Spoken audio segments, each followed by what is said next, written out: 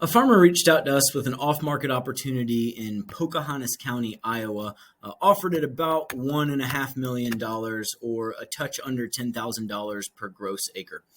Since this is farm ground, the first thing we need to do is recalculate costs on a per tillable basis. So using the CLU layer, I can verify 130 tillable acres, adjusting my price assumption from just under $10,000 per gross acre to almost $11,500 per tillable acre.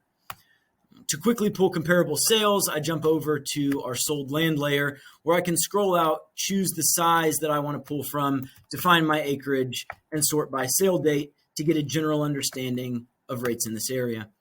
Looking through the auctions specifically, I'm able to find several within a couple of months of the offer that we are considering, showing me a general price range in $10,000 to $12,000 a tillable acre and confirming that this parcel passes initial muster for price range.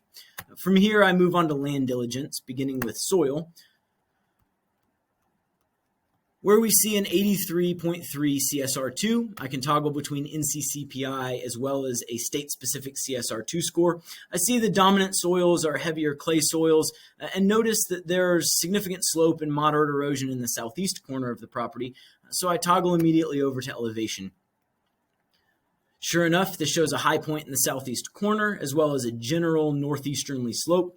Soil type and elevation raise potential flooding concerns, so I toggle on the flood layer, which confirms this risk specifically in the northeast portion of the property.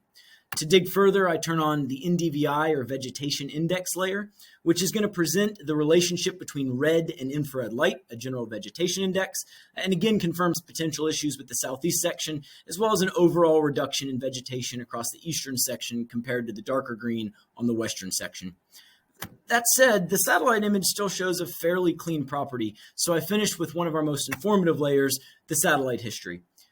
In this instance, this gives me a much clearer picture of the potential problems on this property.